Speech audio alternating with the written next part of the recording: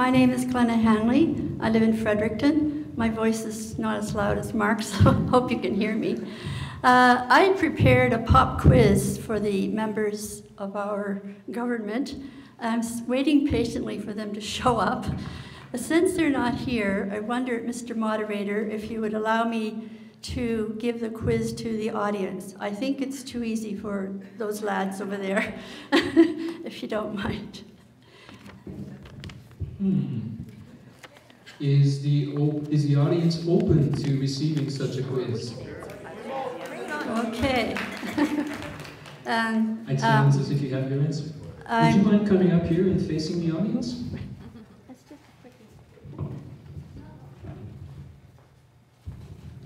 And maybe I can make a comment after.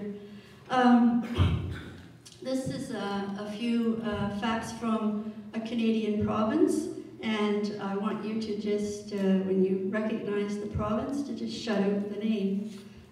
Sorry, there's no prizes, really. 2 years ago, this Canadian province, they were laying off teachers to balance their budget. In February of last year, they were forecasting a 3.4 million, I'm not sure if that was the provincial debt or the deficit. I think the debt. Either way, it's quite a bit of pocket change. And also, I looked up just recently on the internet, and this province has over 100 food banks in its various communities. Anybody care to guess which province? It's not New Brunswick. Not New Brunswick. Alberta. See, you said it's too easy for you guys. Yeah, so, you know, I know that the royalties in a province that has a big debt are really attractive. The jobs in a province that has a lot of unemployment is really attractive. But I just moved from Alberta in 2007. There were still people sleeping on the streets. There were still lots of people sleeping in shelters. There were still people unemployed. It's not the panacea for our problems.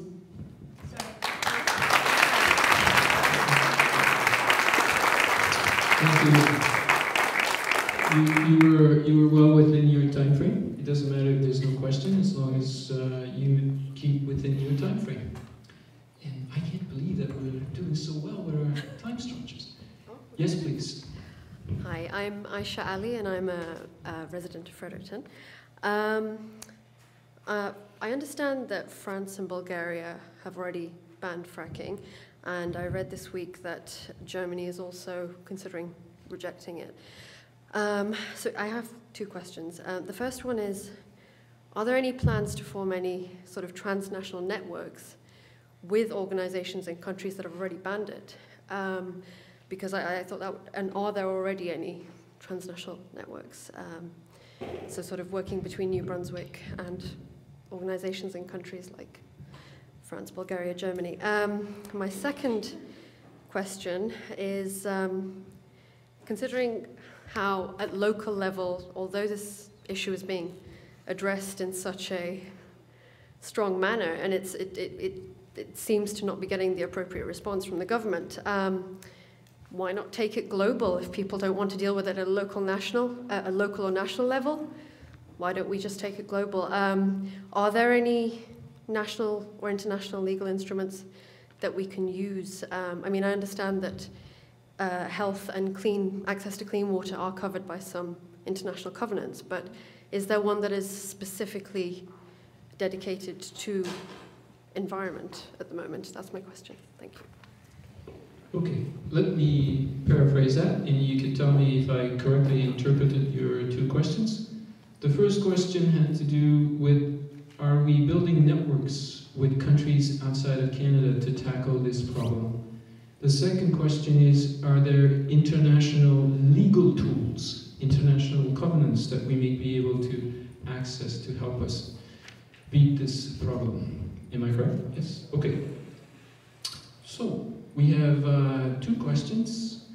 I think I will ask the panelists to respond to both within their 2-minute time frame, since we are moving along in the evening. So again, the panelists are being asked to respond respond to both questions within their 2-minute time frame. It's a very, very good question. Very good question. And unfortunately, we haven't become that organised yet, but I think it's definitely something that we should be looking towards. I know that there's been a lot of work done. All the organisations in New Brunswick have been working closely with people in the States. I know we're working with the UK, which is also going through their battle with fracking right now. Even though it's been proven to have already caused damage over there, the government's decided they're going to go ahead with it. So it's, yes, I think it's a great idea. Absolutely fantastic, and it's definitely something that we should consider. Why not have a global task force against fracking? I think it's a fantastic idea. Where is she? Wonderful idea. Yes, I think we should. Stephanie? I'm on it. Okay, thank you very much for that response. Do we have, I'm not quite is that a, well, yes, we have to get the perspective from the government side on this issue. Premier David Alward and the government has made it very clear with any calls for a moratorium or a ban by associations, most recently by the New Brunswick College of Family Physicians. The David Alward's government response is not to worry, that they're committed to introducing an environmental protection plan this spring that would cover all of these developments. And he goes on to say he wants to impose the continent's toughest shale gas regulations on companies working in the province. So we'll have the toughest regulations in North America.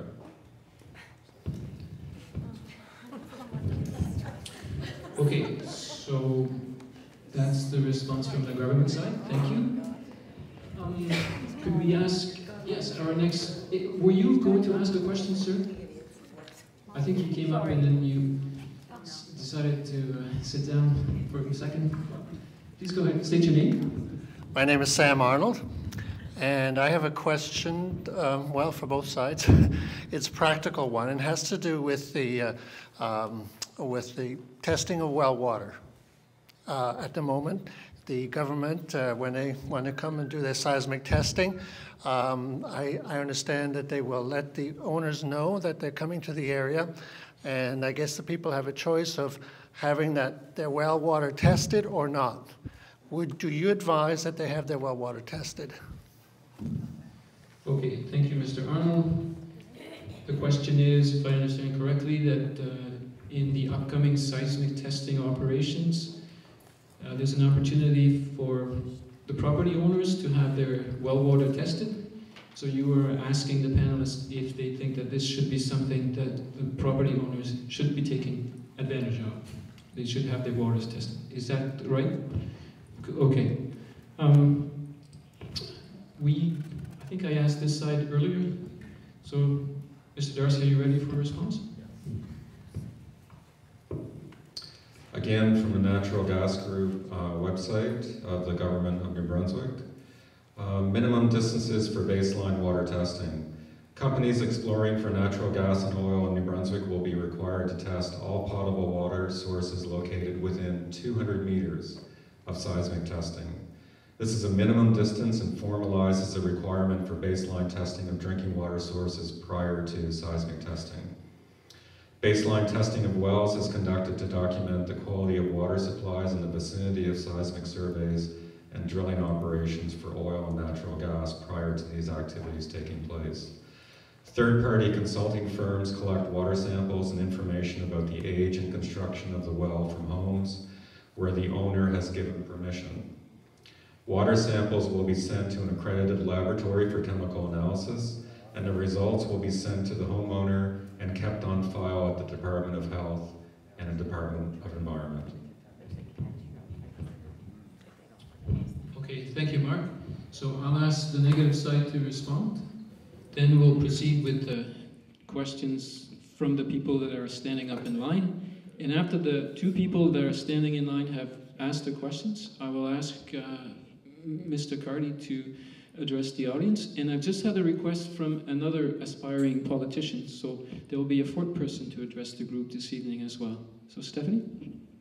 Thank you. This is actually a question that we get at the Conservation Council a lot. And so last year, when crews were out seismic testing in the Nashwauk area, we kind of put our heads together and had some folks who know laws more than I do review the contracts or the permissions that the companies were asking people to sign. And we decided that we would advise people to have their water tested through the formal mechanisms that government or industry was offering.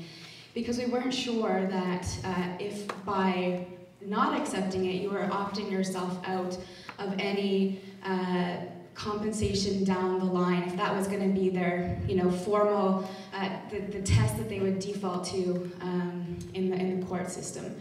But we did advise people to then, if they could, it's expensive, but also have their own third-party, independent, accredited laboratory tests done as well, so that you have your own. Because there's big questions around whose data is that? Is it the company's data? Do you get a report of it? Do you get the proper report? When do you get the report in between different tests? So there was a lot of questions because the protocols were not put together by government, like Jim was saying, their experience in Taymouth. And their experience, you can talk to them more about what happened, but they had testers come out and test tap water of homes that had filters already put on to their faucets because of previous issues of sedimentation due to highway construction. So, they weren't overly knowledgeable in the process and the protocol that they needed to do. So, yes, I think it's important that people take the opportunity, the formal opportunity to have the water tested, but try and back it up on your own. Okay, thank you, Stephanie. Hi, could you state your name, please? Sure. I'm Bonnie Pinnick, and I live in Fredericton, but my roots are up the Nashwauk and Stanley. So I've been seeing a lot of people before. I think we're kind of preaching to the choir here, maybe. But I do appreciate, certainly Mr. Darcy, taking that side and trying to keep it more even. My question, I know we've been talking globally a bit. I'm talking about this city. Now, I live in this city. I know there are certain groups in the city who do talk about fracking a lot and are worried about it for this city or their own homes too.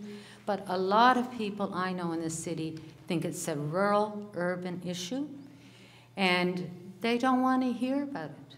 It's not, and I think anybody who starts to read about it realizes it isn't, but a lot of people just don't go there, they're busy enough.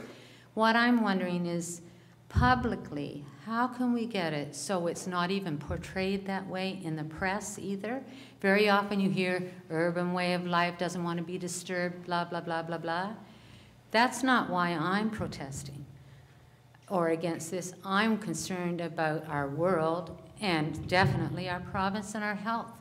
So there's no answer here tonight, but I think we have to realize that in a lot of areas of our population, that's how it is.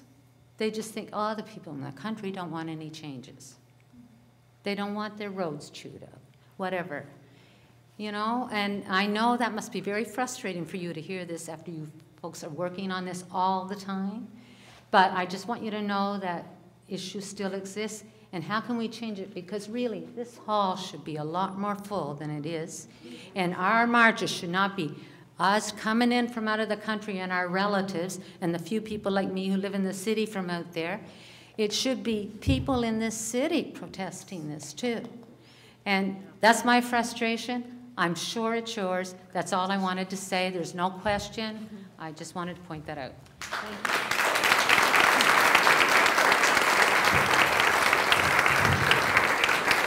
Okay, well, I think there is a question in there actually, and a very good question.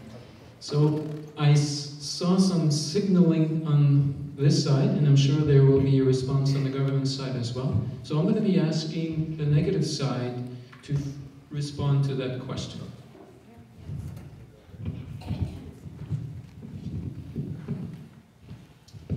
Well, as you aptly pointed out, your roots are in Stanley, and I think probably half of New Brunswick is that way, is that they may live in the city, but all their relatives live out in the country, whom they go visit. So it's going to be a family affair in any case. But the big message I think that needs to get out is that the cities are intimately involved. The government has managed to, and industry too, and basically we fell into this trap from the beginning, concentrating so much on water. Which seems, drinking wells. Well, we don't get our water from well in the city here, what do we care? But as the experiments and revolving around this issue evolve, it's becoming very apparent that a possibly even larger issue is air pollution. The first public health study, long-term public health study, we just finished by the University of Colorado School of Public Health just this past month. And their main finding was that air pollution is the serious problem for anybody living within a half mile or so of the well. Your chances for developing cancer or other diseases are up by like 60%. However, the other fact about the air pollution is also that it has been tracked to have traveled 200 to 300 miles from its source. Now, why is this important? Well, in places, in very rural places like Utah and Wyoming now, in the middle of winter in a country where there's very few people, but lots of shale gas wells, they are having record-breaking ground level ozone, much worse than New York City in the hottest day in the summertime. This affects people, plants, animals, everything. It gives you irreversible lung damage. But anyway, this ozone will go where the wind takes it. Fredericton's downwind from places that have shale wells. St. John certainly will be downwind from people that have shale wells. Moncton, all the big cities are going to be experiencing extreme health-related problems as part of this. Now, we need to change the conversation, and all of us maybe get the word of mouth out by that too, but it has to be more, this is not just about water. This is about something that's going to affect everybody and everything in the province, regardless of where they live, and regardless if they think it will or not.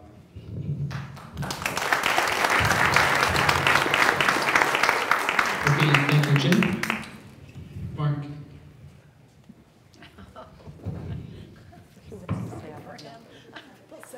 There was a recent presentation to the City of Fredericton Council by Mark Darcy of the Friends of UNB.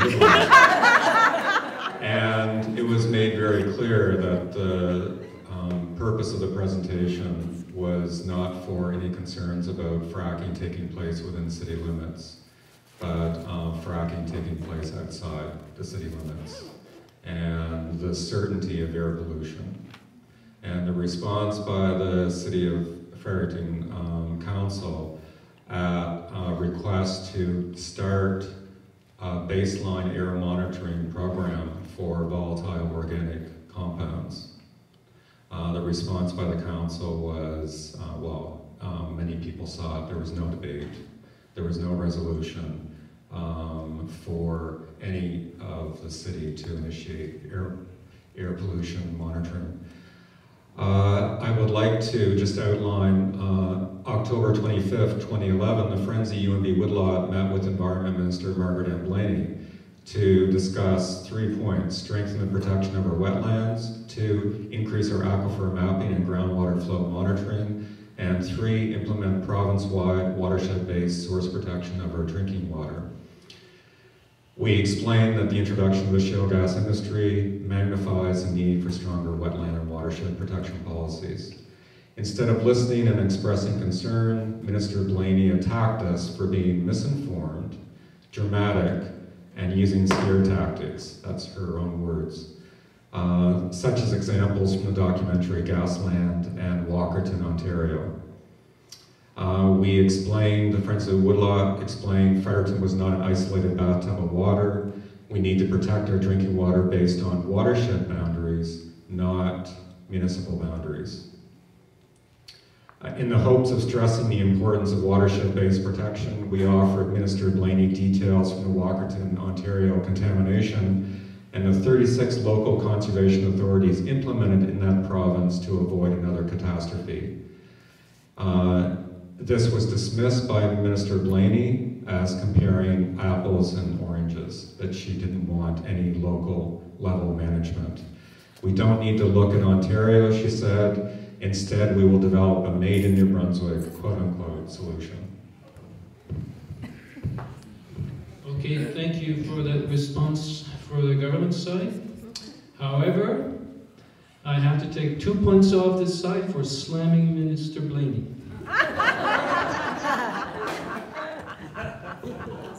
Yes, ma'am. Could you please state your name? Angie Aquin, resident of Mother Earth. I just had a comment about the water testing. My mom retired, my physical mother retired a year and a half ago, and she found her idyllic retirement home out in Lower Durham. And that was last May. Shortly after that, of course, all this started going down. They came to ask to test my mom's waters. At first she said no, no, no, and then her husband said yes. Mind you, they had just moved there in June. So their water had been tested for real estate purposes, and it came back clean.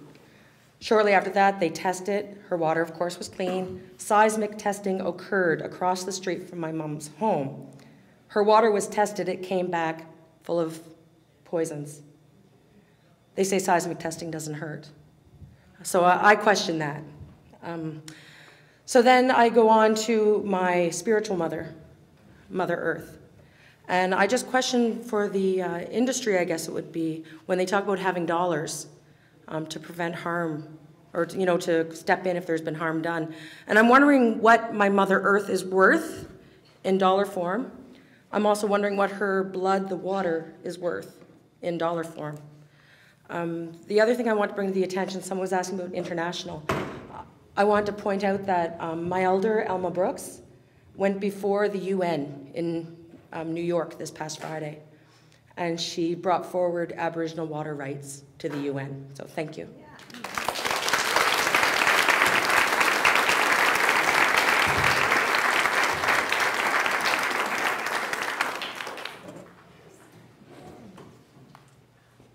This is not fair. The hard questions are supposed to come at the beginning, not at the end when the moderator is starting to get tired. Okay, so if I correctly interpreted the question, how or what kind of dollar sign do we put on Mother Earth? And secondly, how much of a price do we put on our water? Did I correctly interpret the question? Angie? Oh, sorry, I'm saying yes. Okay, thank you. So, who would like to attempt to answer that? Karin? I don't think there's an answer, but what I can say is maybe we can just look to the companies who have already gone in and destroyed water in many of the impoverished areas around the world. Coca-Cola, Nestle, many of our coffee companies. We don't have to look to just shale gas and mining companies to see how they've destroyed all of our continents, all around the world. So we know it costs 2 cents to make a 2-liter bottle of soda, pop, wherever you choose to come from. And we sell it for a couple of bucks. And we take that water from whatever community those companies go into. I don't think shale gas is any different. They don't care about the land. They don't care about the water. They don't care about the air. They care about shareholders and stockholders and what their line looks like. We know a lot of people who are shareholders and stockholders, and so we have to think when we're looking at our own economic involvement, our own financial involvement, how we all weigh success, what we want for ourselves and for our family, then we have to do something different. We said here tonight that we're kind of preaching to the choir, but if you looked at the Say Yes to Shale Gas Facebook site today, there were many people who were on that site stating that they would be here tonight. I understand the reluctance to come forward and to express their opinions, because it is kind of a one-sided discussion tonight. But I think that we have to think about what we want long-term. And we have to stop thinking about just ourselves. If we don't, we're going to just keep going down the way we're going. And there, as you say, we have put a very low price. We have minimum levels of water contamination. We have minimal marks we have to make in school. We have minimum level of ethics and morals. We have to just change the way we think.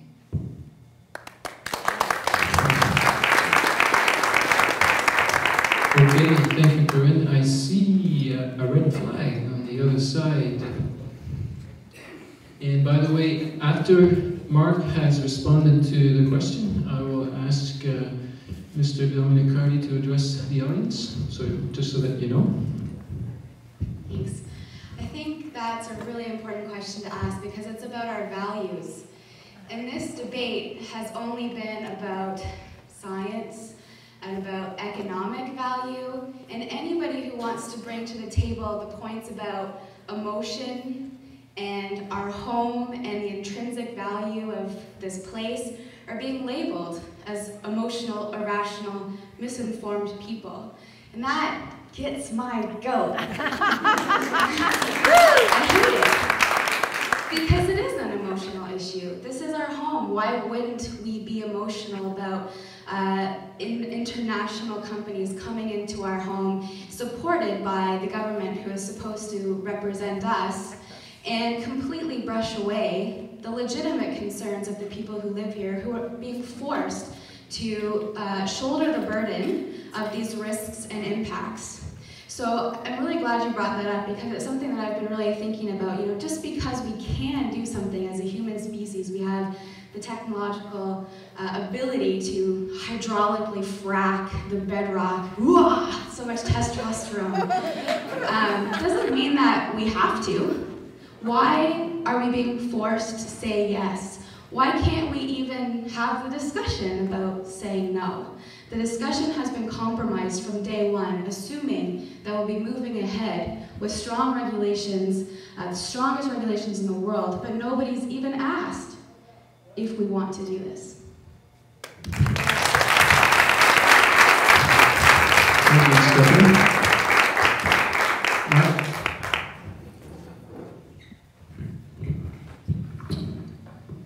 I'll be brief.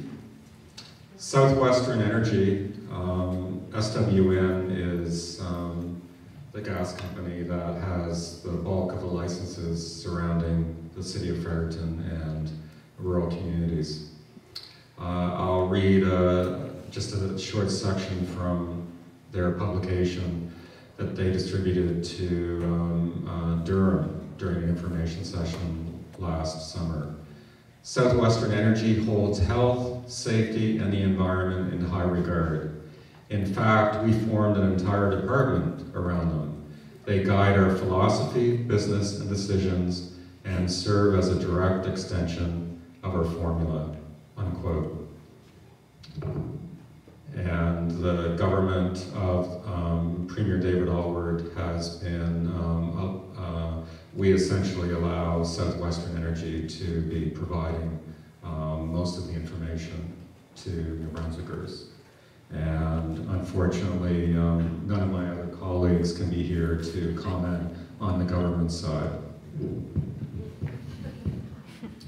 Okay, thank you, Mark.